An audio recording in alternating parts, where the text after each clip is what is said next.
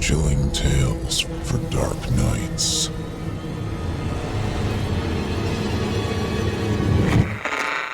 Want to make sure you never miss a Chilling Tales for Dark Nights video again?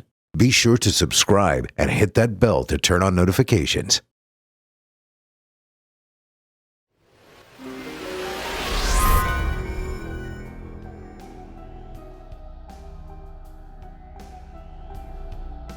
This episode of Chilling Tales for Dark Nights is brought to you by Fume. Have you heard the flavored air category is quickly becoming the lead alternative to vaping and smoking? Well, the leader in this category is our good friends at Fume. Fume is an award-winning flavored air device designed to be the perfect alternative to that lousy habit of yours. No vapor, no electronics, no chemicals, just natural, delicious flavors. Fume has served over 300,000 customers, and you can be the next success story. For a limited time, use my code CHILLING to get a free gift with your Journey Pack. Head to tryfume.com. That's tryfum.com and use code CHILLING to get a free gift with your order today.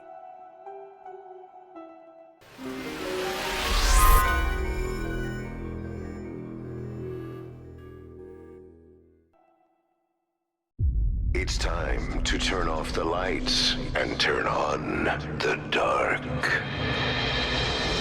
Chilling tales for dark nights.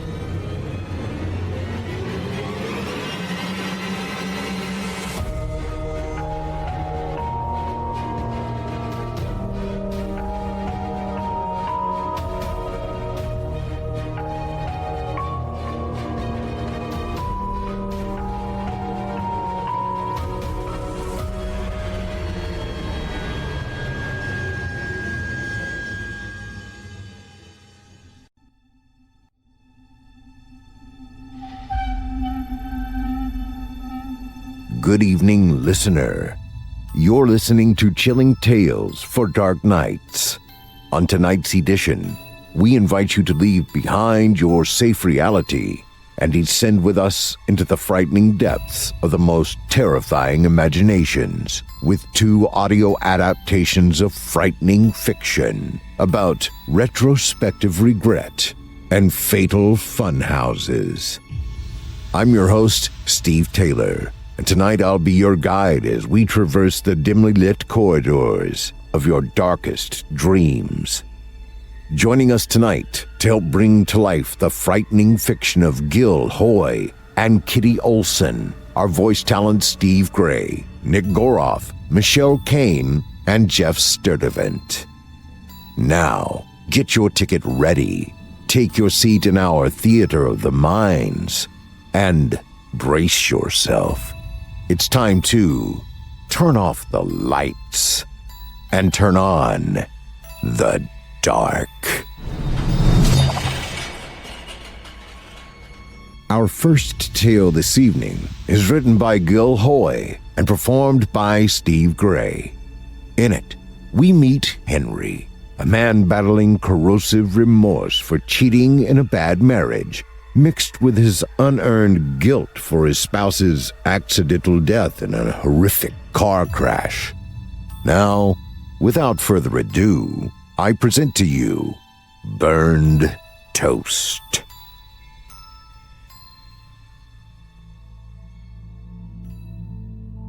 By the time Charlotte died, it was too late for Henry to become a better husband and too late to make amends.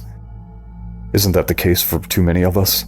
It's too late to change what we've become. Too late to go into a different line of work. Too late to marry a different person. Too late to have a better relationship with your children. In Henry's case, it was too late to take back his affair, as well as its consequences. Car crashes come suddenly without any warning and can be as unforgiving as the wife of a cheating husband who feels no remorse. Henry felt plenty of remorse, but it was too late for him to show it. Henry was alone 3 days after the accident. He was sitting in his kitchen eating breakfast and checking for the 4th time to make sure he'd turned the stove off. He had overcooked his scrambled eggs, and the rye toast he had made looked more like burned charcoal than anything fit for human consumption. But he'd eaten most of it anyway, spitting out the darkest of the black, crumbling pieces into a sink filled with 3 days of dirty dishes after chewing the burned toast until the taste had become unbearable. Henry regretted all of the fights he had had with Charlotte, and the times he and Charlotte hadn't talked. The blame games. No need to do the hard work to improve their marriage, he'd thought, because they had been sleeping in the same bed when night came. Good sex can be a great healer, but a car crash can be an even more powerful thing.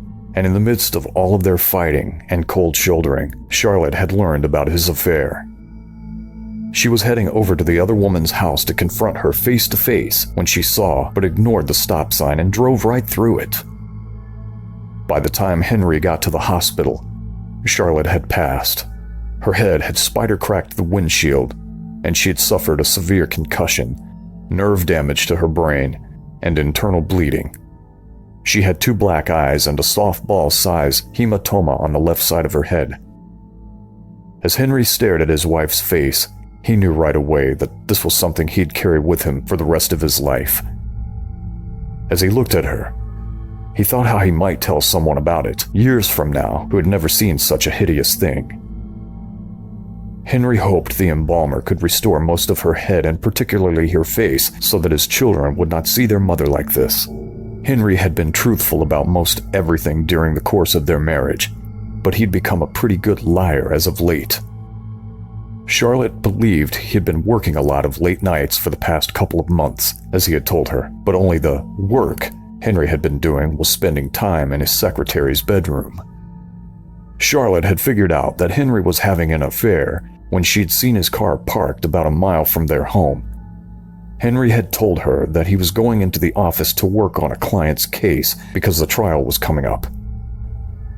The truth was that Henry was in the middle of a middle-aged affair that too many lawyers have with their younger secretaries. Henry's secretary was 27-year-old Renee, and Charlotte knew where Renee lived. Charlotte had put 2 and 2 together when she saw Henry's car parked in front of her house. Henry had been faithful to Charlotte before Renee. She had an almost uncanny ability to attract men with her words and the way that she spoke. Renee had decided that Henry was the one for her. Renee was a bit crazy and had a history of falling for unavailable men, and she had seduced him a few months before. They had been working late one evening, getting an appellate brief prepared for the highest court in the state. The case would be worth tens of millions of dollars to Henry's corporate client if they won, and Henry's law firm had received more than $300,000 in legal fees to date. When they'd finished working, Renee had said to Henry, "Is there anything else I can do for you tonight, handsome, to make your life a little sweeter?" At the same time, she'd placed her hand on Henry's inner thigh and moved her large breasts up near his face. Their tongues touched as they kissed. And from there, things quickly went from bad to worse as far as Henry's marriage was concerned. After Henry had finished eating his overcooked scrambled eggs and as much of the burned toast as he could stand, he rhythmically scrubbed his hands for a 3rd time. Each time, Henry used the same amount of soap, the rough side of a sponge, and washed each of his fingers individually from pinky to thumb. He looked again to make sure the stove was turned off.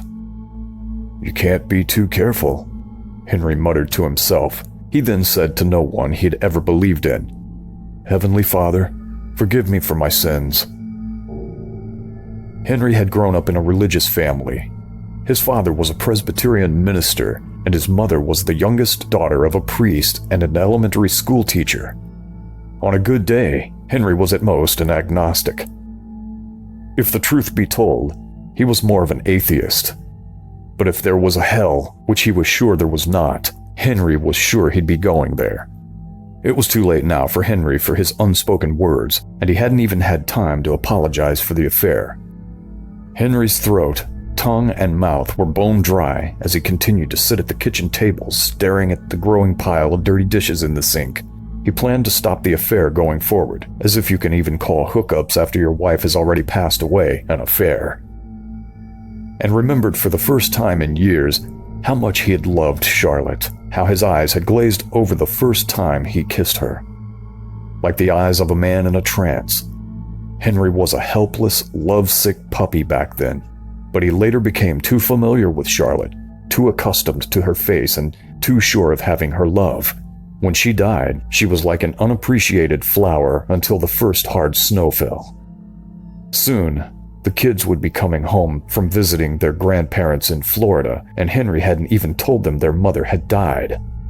He frantically scrubbed his hands once again, using the same amount of soap and the same coarse sponge, ritualistically washing his 10 fingers again from pinky to thumb. Would the kids find out about his affair? Should he tell them? Would they ever forgive him for killing their mother? Henry feared he would be dead to them soon. While thinking about all of that and much more, Henry forcefully lost the contents of his stomach. By then, a thick, dark liquid filled with what looked like coffee grounds. His vomit settled into the sink, slowly oozing around and into the greasy pots and pans, and mingled with wet, buttery black bits of burned toast. Henry stared at it all for a while. He would be picking up his kids from the airport in an hour. Henry was thinking he should never have let Charlotte get into her car given the emotional state she was in. Now, he was a single parent. He knew he couldn't do it by himself.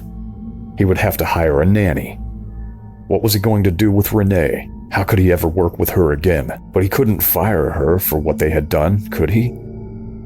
Heavenly Father, forgive me for my sins, Henry mumbled to the kitchen walls. Charlotte's disfigured face flashed before Henry's eyes. She was smiling. Henry thought to himself, I'm a despicable, loathsome human being. He gathered up his soap and sponge and began again to wash his now slowly bleeding hands.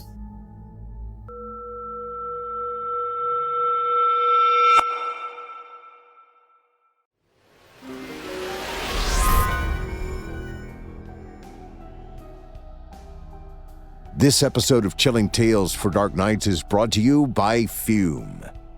We're all creatures of habit, folks. Most of the things we do every day we do because we're used to it. But why is it that the habits we cling to the most are the ones that are worst for us? I'll tell you what, I've never met a single person hopelessly addicted to kale shakes. Have you? Still, habits themselves aren't the actual problem, and our friends at Fume know this. That's why they invented an award-winning device that has no harmful chemicals, no batteries, and no nicotine. Just delicious, flavored air. And since air is a habit we can all get behind, you can use it anywhere, guilt-free. Luxuriate in crisp mint or orange vanilla while your peers rot their lungs out. Pull it out in the restaurant while your friends stand outside in the rain. Enjoy it in the movie theater while the bad-habit people squirm in their seats. All while knowing you're doing no harm to your health. You'll see right away why Fume is the good habit. I've got one myself, and it's hard to keep my hands off of it. Besides tasting great, it's a nice piece of craftsmanship. Lots of little doodads to play with to keep your hands busy. Good for stress. I recommend you try the crisp mint and orange vanilla flavors. Those are my personal favorites, and as a man of fine taste, I can be trusted implicitly. Paul McSorley loves those flavors too, but he's hoping they come out with cheddar someday. Fume has served over 300,000 customers, and you could be the next success story. For a limited time, use my code CHILLING to get a free gift with your journey pack. Head to tryfume.com. That's TRYFUM.com, and use code CHILLING to get a free gift with your order today. Thanks for your support and for supporting our valuable sponsors.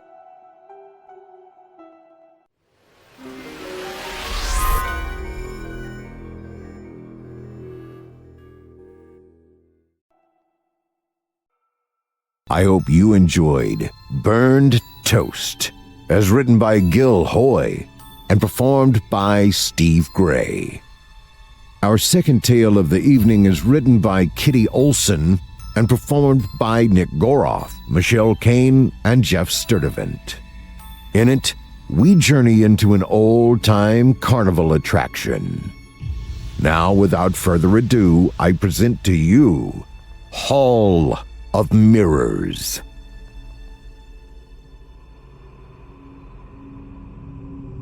The refraction maze. It's not too bad as far as names go for a hall of mirrors. And you know how it goes when you're a teenager. You want some pocket change. The local grocery isn't hiring, and then the summer fair rolls into town for a few weeks and there's a job for you. A temporary job, but a job all the same.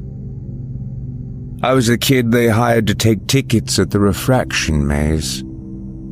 It was my first job, and I should have just decided I would be broke that summer. It had some perks, at least at first. Sure, it was boring just to stand there and take tickets, but my friends could come and visit me for a few minutes. Now and then I'd let them sneak in without parting with any of those precious tickets. It wasn't like anyone was going to know. They'd come out laughing about how one of them banged into a mirror, how their reflections had been twisted and changed. Me? I didn't bother going in. It didn't really have that much pull for me. There was also the bonus of getting free tickets along with my paycheck. Sure, I wouldn't have had as much time to use them, but free tickets were free tickets. It meant I could go on the Ferris wheel with my girlfriend Megan without spending any of those hard-earned dollars.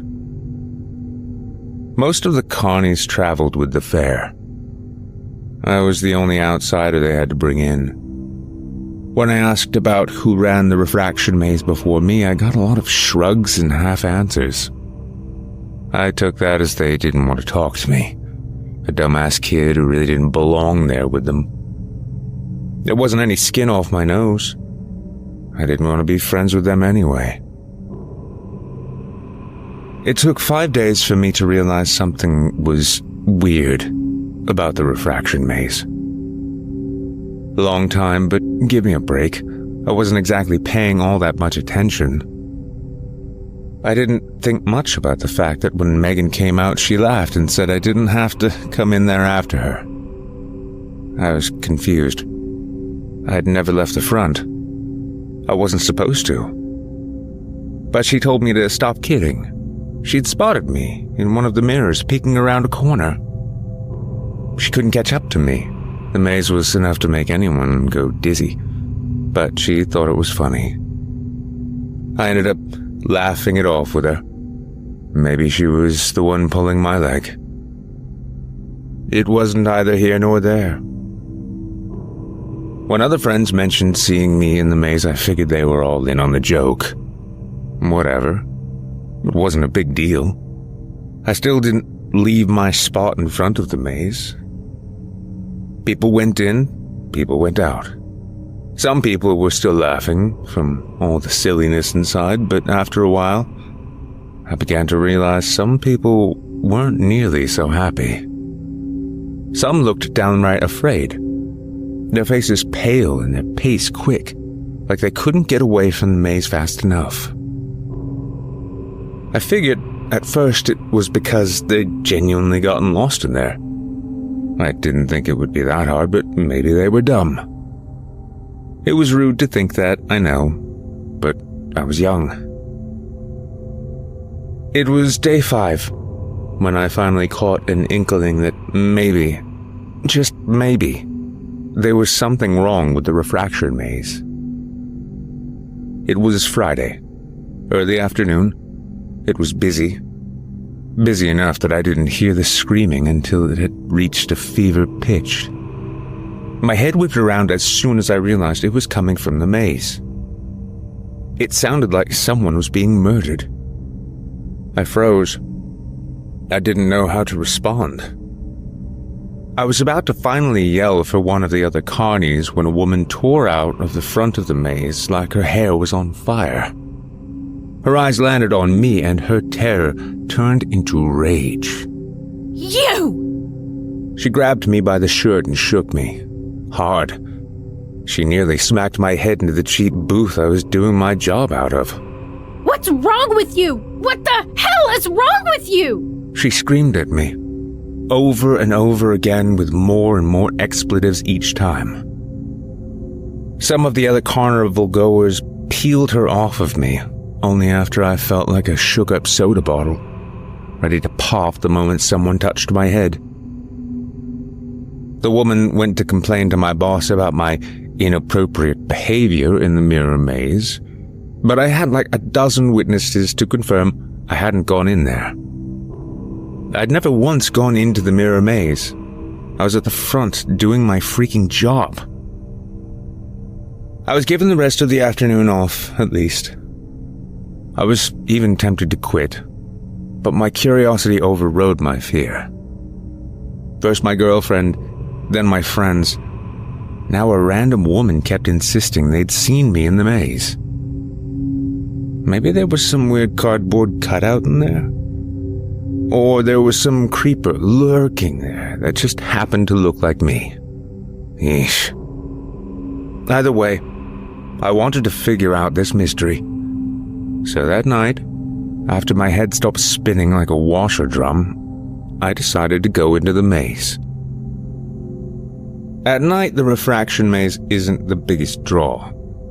That honor goes to the Ferris wheel. So when I slipped in, I was maybe one of 2 or 3 people that was in the maze at that moment. And the first thing I do? Slam right into one of the mirrors. I thought it was a passageway. It was not. Ow. I groaned and rubbed my nose, which was definitely going to be sore for the rest of the night. I heard a familiar laugh and I cringed. I was never going to live this down. I turned around, and there she was. Megan, my girlfriend. She was reflected in one of the mirrors so that she looked like she was upside down, but she was grinning ear to ear. I thought you were busy tonight. Ow. I rubbed my face. And I thought you were never gonna come in here. She beckoned me towards her. You okay? That looked like it hurt. I walked towards her reflection. I'm fine. It didn't hurt that bad. And I just wanted to see what was going on in here. You want to know what's going on? When I reached the mirror, something made the hair on the back of my neck stand up. I didn't know what exactly. Something just felt off. Megan continued to smile at me and beckoned at me again. Come on, I think I know what answers you're looking for. She stepped to the side and seemingly disappeared.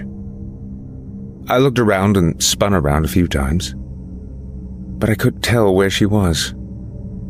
I sighed, now irritated. Come on, Megan, this isn't funny. Where'd you go? Nothing. Silence. That chilling sensation rode up my spine again, but I shook it off. I had to find Megan, so I went deeper into the maze. At least I didn't bang my face so hard again, but it was really hard trying to get through it. You think you're going down a straight hallway, and then you're gonna run right into a mirror again. I got used to walking with my hands out in front of me just so I didn't attempt to break my nose again. It took time, but I finally caught a glimpse of her pink dress. Megan! I spun around and for a moment, the world stopped. I saw her kissing someone else. Well, her. It was another reflection in another upside-down mirror. It was like I was just sucker punched. I stood there, frozen, until the freeze melted with the heat of rage. What the hell? I tried approaching her, them, but I ended up bumping into another mirror. By the time I got my bearings, Megan and the guy she was kissing were looking down at me in shock. And that was another sucker punch. That guy? My best friend, Ben.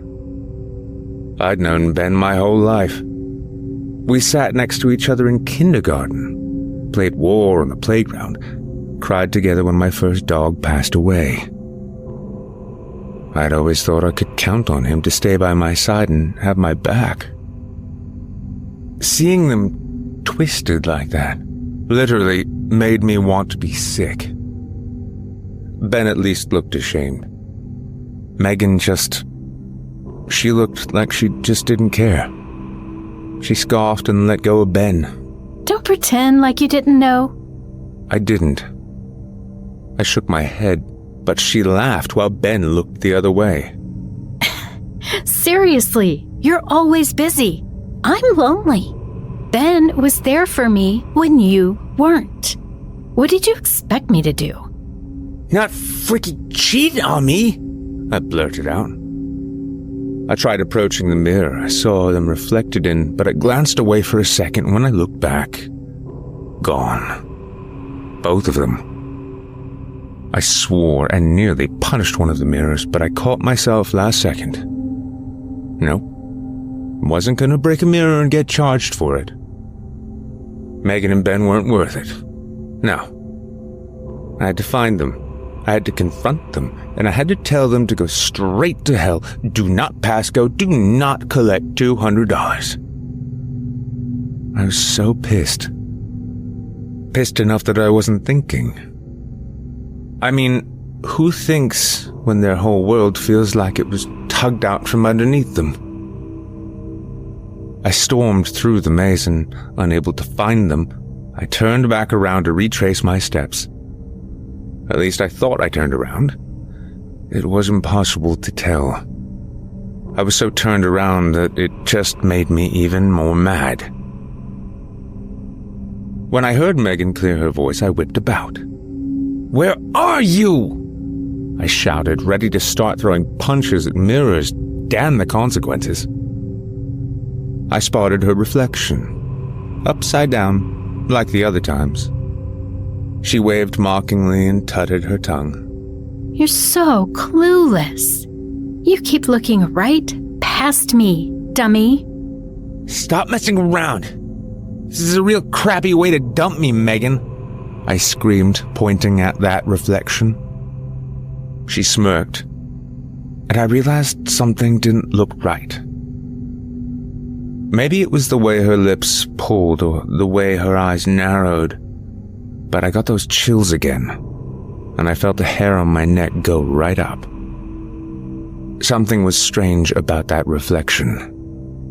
Who says I'd bother with dumping you? Since you're too thick to realize I've been dating both you and Ben for almost a year. She snickered, a cruel sound I'd never heard her make before, out of this maze. I like what you can give me, after all, since you spend all of your time working. I swallowed. Where are you? Right here. I turned. Nope. That had to be the wrong way. Looked the other way. She wasn't there either. I huffed. This was frustrating. Not to mention creepy. That's not helpful, and you know it isn't. She laughed again, and it clicked for me. This whole time, she'd been upside down. Those were the only mirrors she'd been seen in. That had to be why she didn't look right. Slowly, I turned my head, enough so that I could see her the right way up. And I'm not lying when I said I nearly pissed myself. Have you ever heard of the Thatcher effect? It's one of those popular optical illusions. You see a picture of a person, usually a woman, and it's upside down. It looks fine until you turn it back over. The face, specifically the eyes and the lips, have been turned upside down. It's just that our brain knows that's wrong, so it puts everything back right.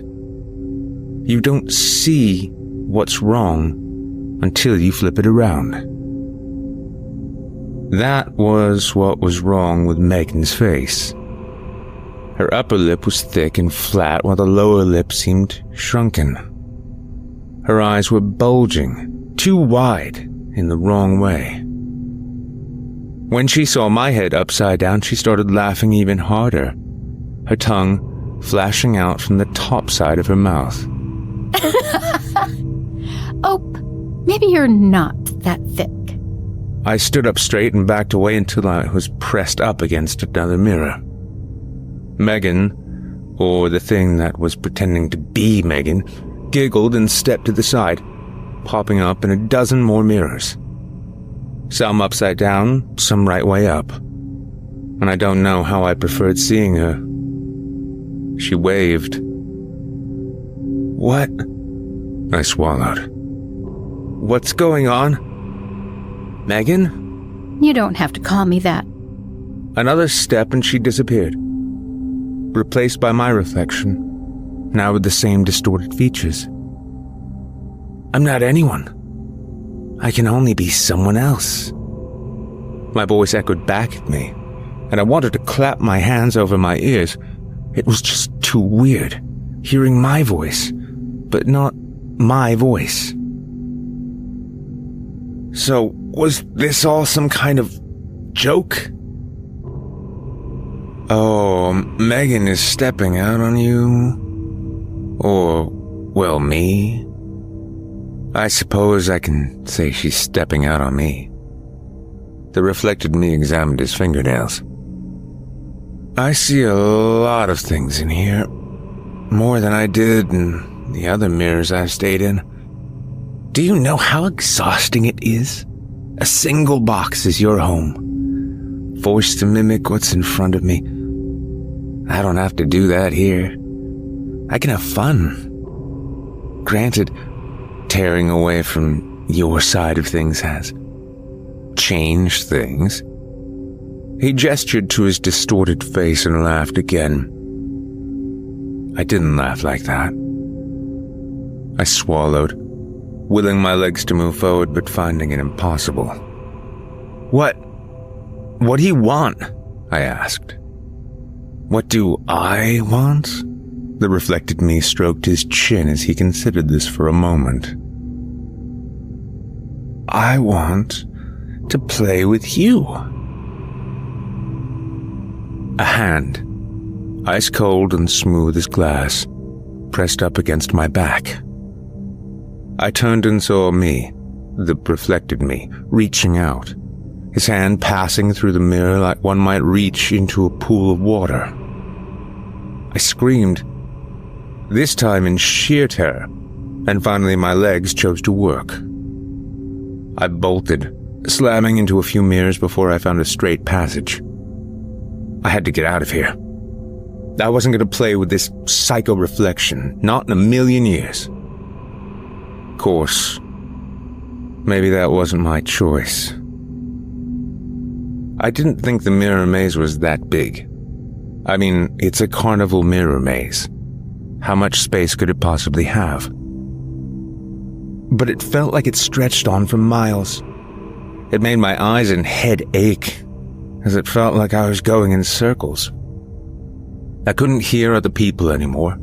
It was just me, and 1,000 other reflections of me, and every time I looked at myself I half expected to see that face again, the wrong face. I don't know how long I was in there when I finally ran into another person, literally. I turned a corner and smacked faces with another human. I screamed and was about to throw a punch when I heard their voice. Jeez, it's just me. Megan. The real Megan, not the reflection. Fear crumbled away into utter relief. I wrapped my arms around her and nearly cried. She laughed and gave me an awkward back pat. Whoa, Andrew. Didn't realize you'd miss me so much. I heard that you'd gone into the maze and decided to play catch-up.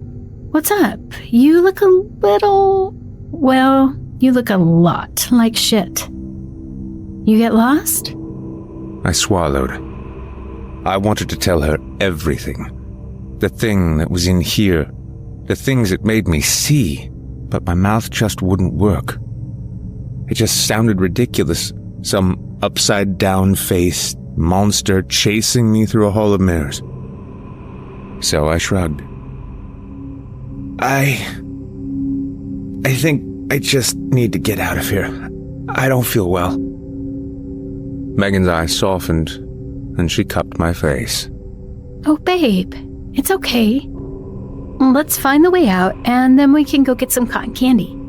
Some sugar will perk you right up. Hold on to my hand. I've already gone in here like 3 times. I can help us find a way out. I nodded rapidly. Yes. Cotton candy, fresh air. Far from this stupid freaking maze with its stupid brain-twisting ways. I clutched onto her hand so hard Megan quietly went, ow, and I immediately loosened up.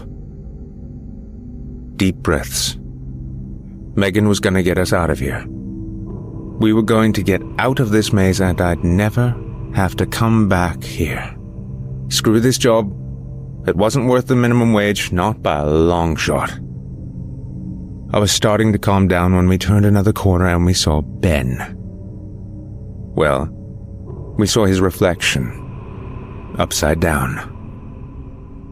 Megan balked at first before she laughed. Ben, where are you? Heck, what are you doing here? She tried to approach the mirror we saw him reflected in. I yanked her back, as hard as I could. I felt that cold sweat pour down my shirt and soak the pits of my shirt. Andrew, what are you doing? I swallowed. I was shaking so badly that I thought I was going to fall over. Megan, turn your head upside down like this. I slowly tilted my head, keeping my eye on the mirror where Ben's reflection smiled pleasantly back at us. Megan looked confused, but she mirrored my movements, and her face went white. She shot up straight, lurching backward, as she stared at Ben.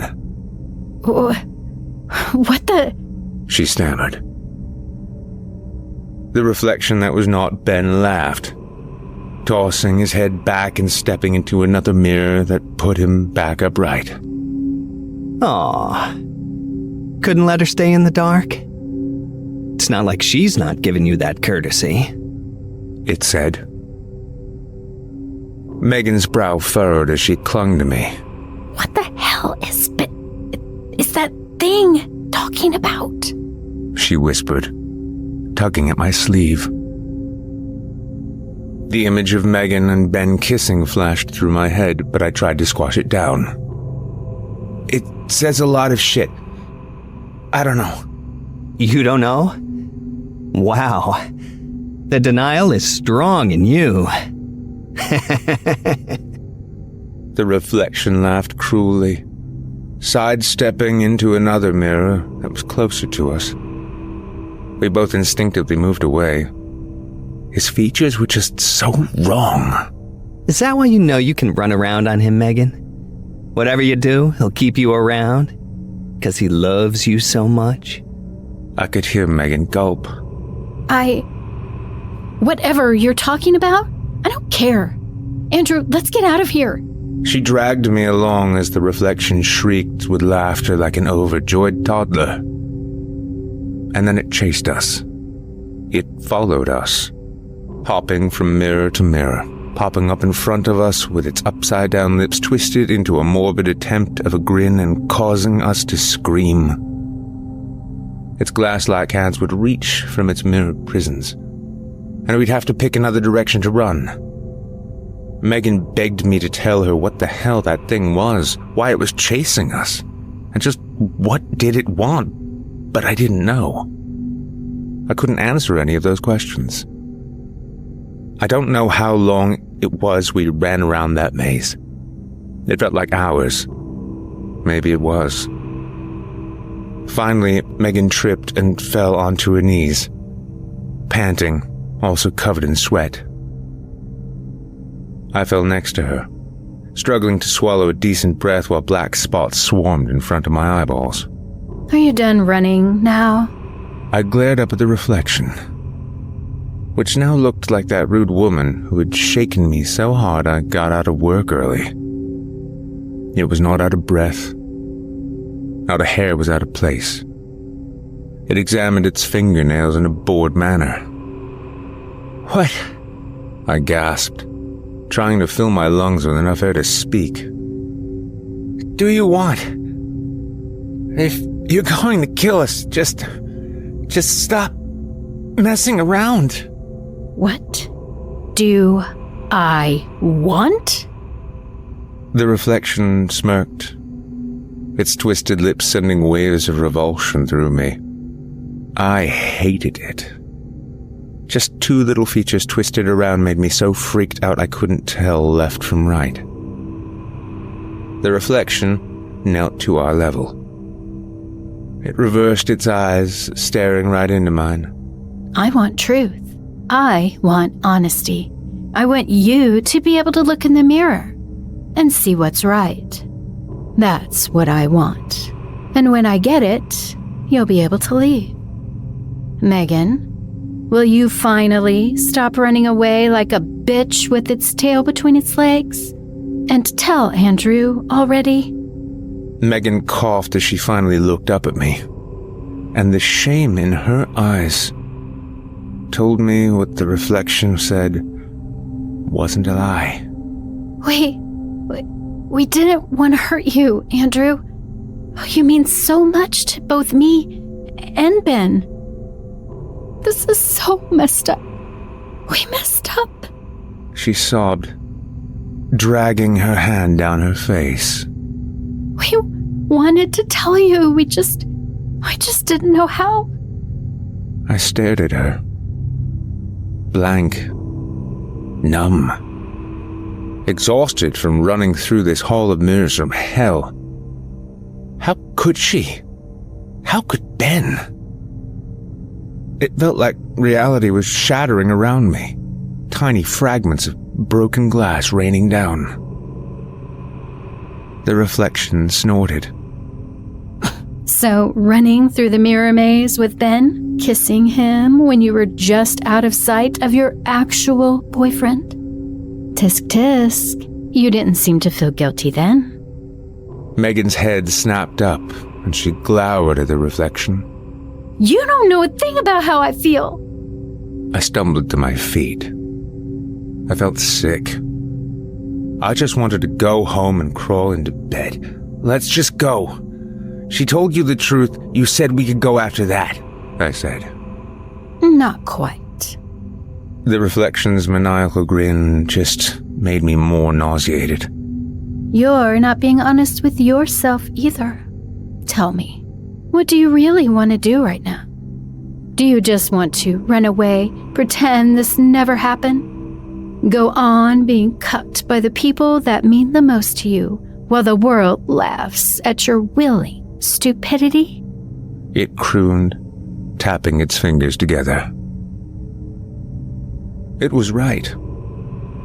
Underneath all the nausea and exhaustion, I did feel something else. Something I was lying about. I was fucking pissed off. Megan saw my expression change from exhaustion to rage, and she looked scared. She took a nervous step away from me, holding up both hands. Andrew? Andrew, I'm so sorry. I'll leave you and Ben if it means I can make this right.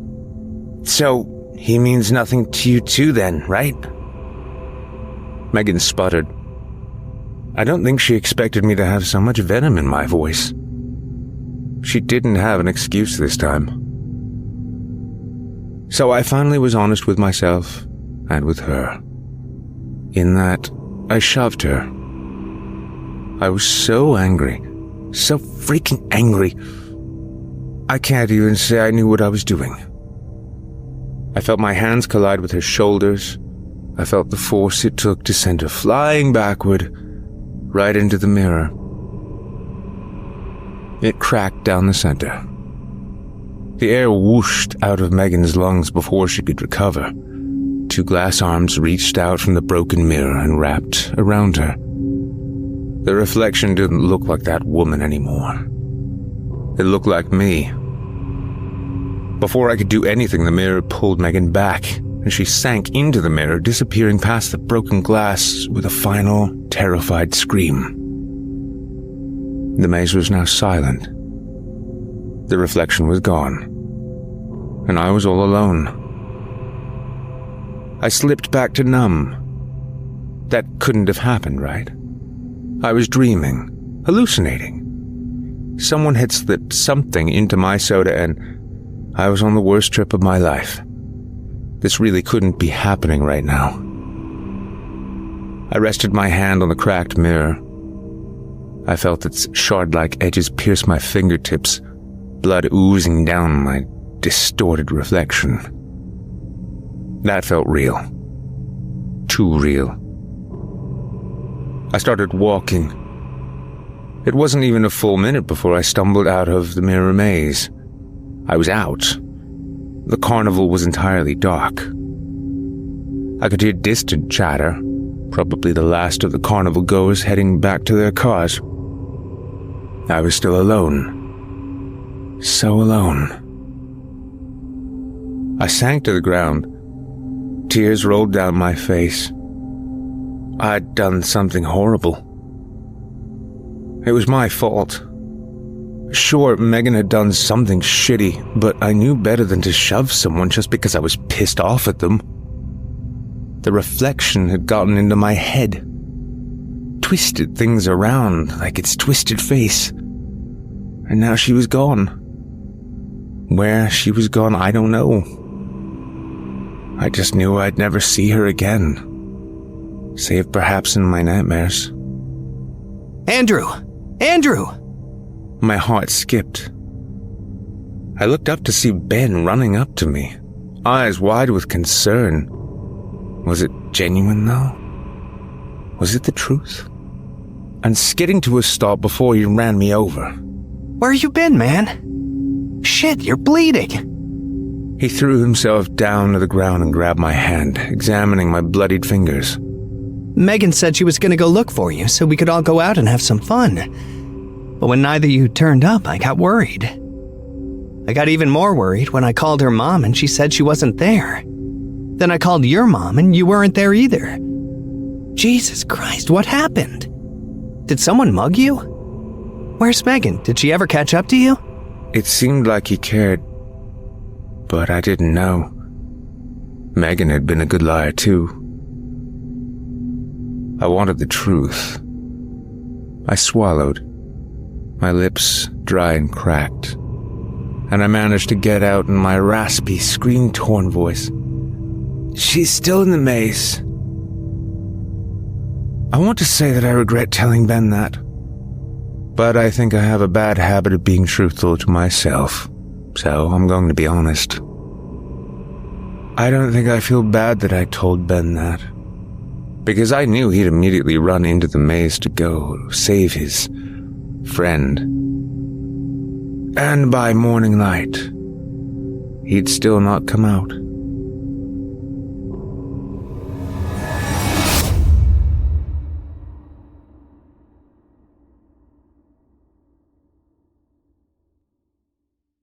I hope you enjoyed Hall of Mirrors, as written by Kitty Olsen and performed by Nick Goroff, Michelle Kane, and Geoff Sturtevant. On to the shows. Longtime resident Otis Gyrie has his very own show here on our network, Scary Stories Told in the Dark, which you can hear every Sunday night.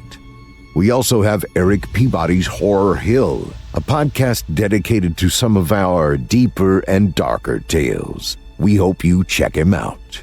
And Drew Blood's Dark Tales airs Fridays, featuring some southern down-home horror. And don't forget to check out The Fear from the Heartland Archives, featuring more than 120 episodes. Well, friends, our weekly descent into the depths has just about come to a close. But before we go, I'd like to take a moment to thank you for joining us for tonight, and remind you to take a moment to stop by our iTunes page and leave Chilling Tales for Dark Nights a 5-star review and a kind word. And follow us on Facebook, X, and Instagram if you haven't already. And of course, subscribe to us on YouTube, where you can find an archive of our work going back to 2012. And consider signing up as a patron at our website, chillingtalesfordarknights.com, to show your support and get all of our content ad-free. I'm your host of the evening, Steve Taylor, and it's been a pleasure. Tune in again next week when we once again turn off the lights and turn on the dark. Sweet dreams, listener. Sweet dreams.